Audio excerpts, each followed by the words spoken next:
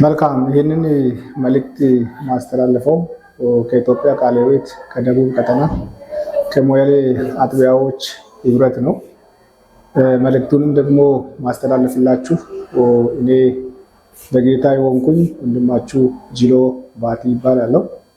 በዋናነት ማስተላለፍ የምንፈልገው መልእክት በኢትዮጵያ ቃለ ሕይወት በመሃል ቀጠና በአዋሳ ከተማ አጥቢያዎች ህብረት በሪፍራል አካባቢ አጥቢያ ቃለ ሕይወት አጥቢያ ቤተክርስቲያን በሰራችው መልካም የወንጌል ስራ ታንኪዩ ልንል ነው እዚህ ሚዲያ ላይ ዛሬ የቀረብኩት።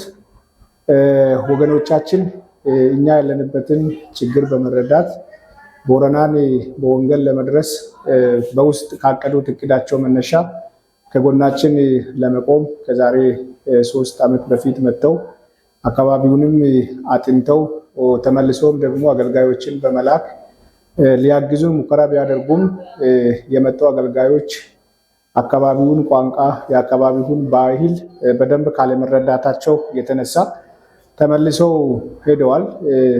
አጥቢያ ቤተክርስቲያኒቱም በዛ ተስፋ ሳትቆርጥ ተመልሳ ያቀደችውን እቅድ ከኛ ጋር ለመስራት የፈለገችውን ራዕይ ከግብ ለማድረስ በደንብ መክራ ከመከረች በኋላ ደግሞ በአካባቢው ባለው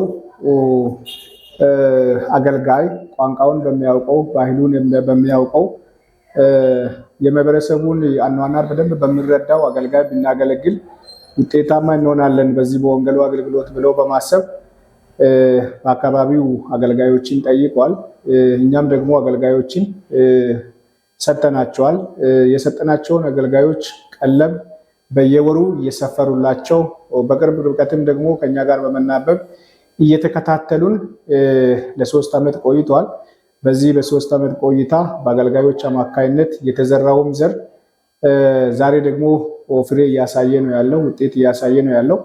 ይህንን ውጤት ለማየት አጥቢያ ቤተክርስቲያኒቱ ደግሞ ትላንት የሰራችውንም ስራ ምን እንደሰራችና ምን ውጤት ላይ እንደደረሰች ለማየት አገልጋዮችን ልካለች። ከላከቻቸው አገልጋዮች ጋር በመሆን አገልጋዮቻችን በውስጥ እያገለገሉ ያሉትን አገልግሎት ለማየት ጭምር ተክደው እንግዲህ ጥሩ ውጤት ላይ እንዳለ አይተናል።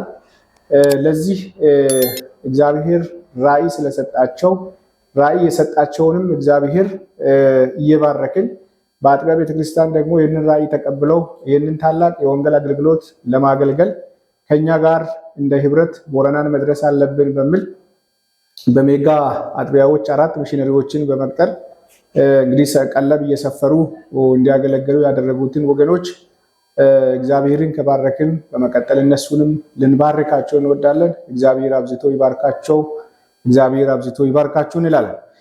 በመቀጠል ከኛ ጋር አሁንም ቦረና ላይ ወንጌል ለማገልገል የምትፈልጉ ወገኖች በዚህ አጋጣሚ እናንተንም ወልካም ልንላችሁ እንፈልጋለን።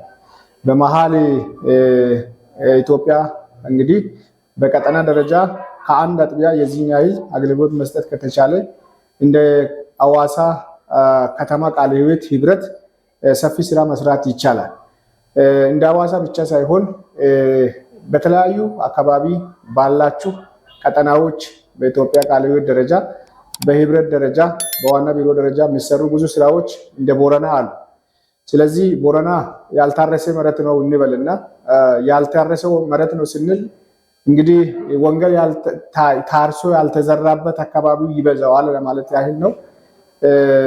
እንግዲህ ሜጋን ብቻ ብንወስድ ከሜጋ በሰሜኑ ብንሄድ ረጅም ርቀት እንሄዳለን ወንጌልን ይዘን፣ በደቡቡ ብንሄድ፣ በምስራቁ ብንሄድ፣ በምዕራቡ ብንሄድ ብዙ እንሄዳለን። ስለዚህ ከሜጋ ተነስተን እንኳ ወደ ኬንያ ድንበር እየሰፋን የምንሄድ ከሆነ አሁን ያለነው 15 ኪሎ ሜትር 30 ኪሎ ሜትር ነው። ከዛ አልፈን እስከ ኬንያ ድንበር እስከ ሶሎሎ መሄድ ይቻላል። ሂዲም ላይ ስንመጣ እንደዚህ ብዙ አጥቢያዎች አሉ፣ ተከላ ጣቢያዎች አሉ። 3 እውቅና ያላቸው አጥቢያዎች አሉ። ሌሎች ደግሞ 5-6 የሚሆኑ ተከላ ጣቢያዎች አሉ። ወገኖች የሚገርማችሁ ነገር እድሉን ብታገኙና እግዚአብሔር እንግዲህ ሁኔታዎችን አመቻችቶ ጸልያችሁ ወደኛ ብትመጡ ሰፊ የምናያቸው ነገሮች አሉ። ወገኖች ተሰብስበው ጥላ ስር ቁጭ ብለው እግዚአብሔርን ለመስማት ዝግጅት ላይ ነው ያሉት። ቦረና አሁን እንደ ድሮ አይደለም። ወጣቱ ትውልድ አሁን በአፍላ ዕድሜ ላይ ያለው ወጣቱ ትውልድ ከባህል አምልኮ ወጥቶ ወደ ቤተክርስቲያን እየመጣ ያለበት ጊዜ፣ ወደ ክርስቶስ እየመጣ ያለው ጊዜ ብዙ ወንጌል ሳንሰብክ እንኳን የተሰበኩት በሚኖሩት ኑሮ ከዚህ ከባህል አምልኮ መላቀቅ አለብን በሚል ወደ ጌታ እየመጡ ያሉበት ጊዜ ነው።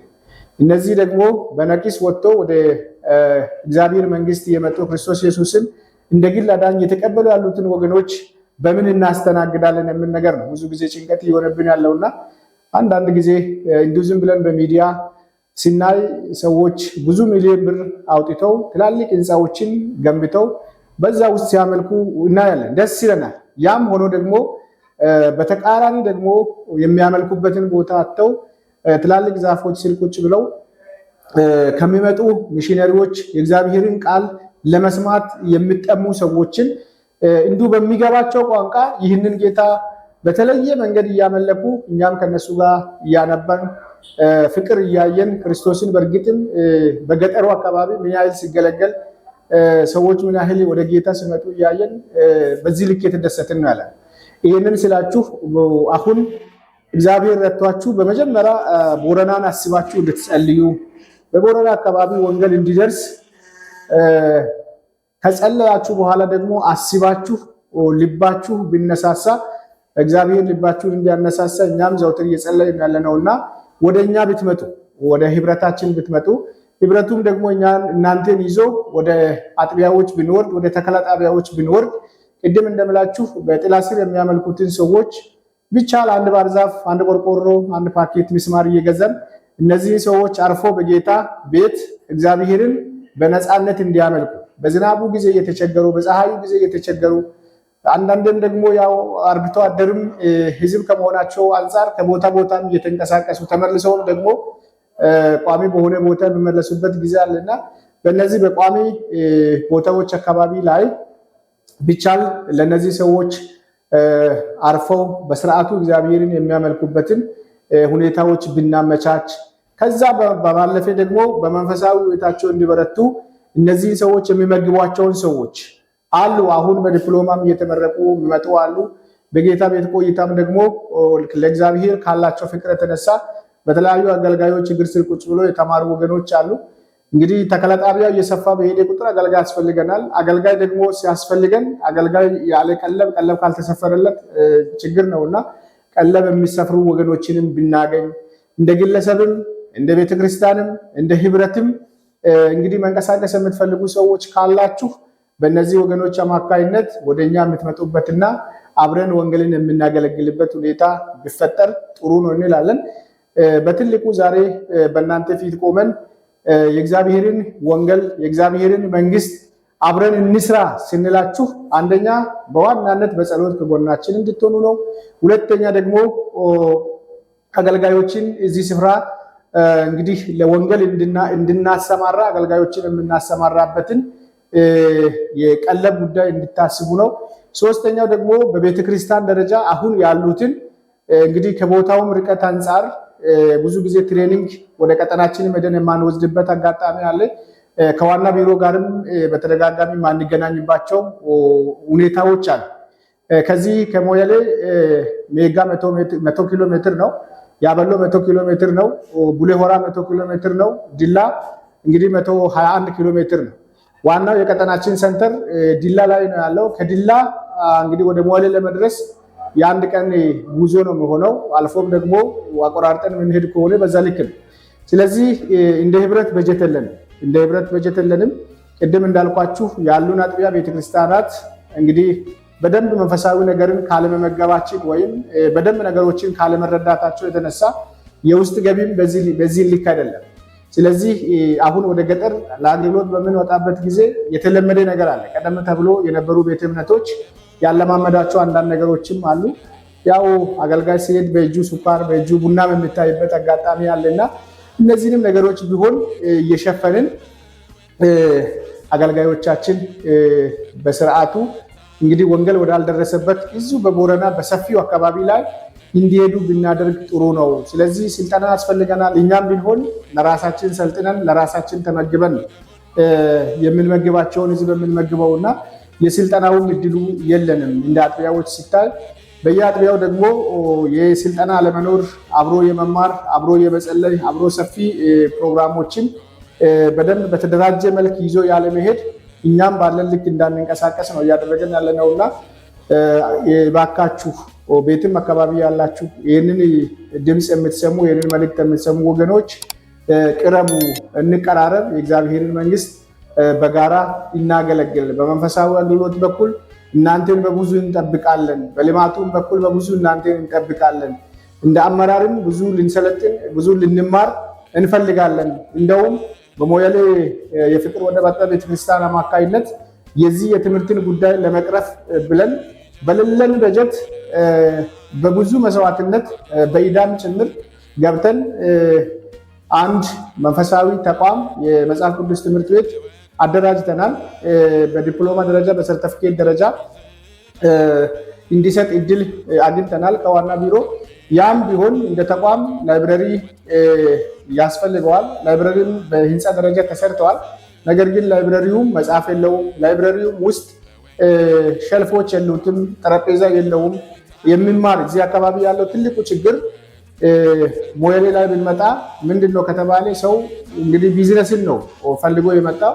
ቢዝነስን ፈልጎ የመጣው ሰው ደግሞ ቀን በራሱ ስራ ላይ ነው የሚውለው። አመሻሽ ላይ ሲመጣ እንደምንም እነዚህ ሰዎች አስተባብረን መንፈሳዊ ነገር እንዲማሩ ነው እድል ለማመቻቸት ያህል ትምህርት ቤቱ የተከፈተው። በዚህ ትምህርት ቤት ላይ እንግዲህ በቋሚነት የሚሰራ መምህር የለንም። በተውሶ ከቡርጂም ከወላይታም እያመጣን ነው እንግዲህ በተውሶ እንዲያገለግሉ እያደረግን ያለ ነው። እዚህም አካባቢ ላይ በቋሚ መምህር በመቅጠር እውነትም ትክክለኛ የእግዚአብሔርን ቃል የሚያስተምሩ መምህራኖች በየቦታ ይኖሩ ይሆናል እና እባካችሁ መምህራንን በመቅጠር ለነዚህ መጽሐፍ ቢያንስ እንኳ በአንድ አጥቢያ ላይ በከተማ አካባቢ ሰው በራሱ ቤት ብዙ በሸልፍ ላይ መጽሐፎች ሊኖሩት ይችላል።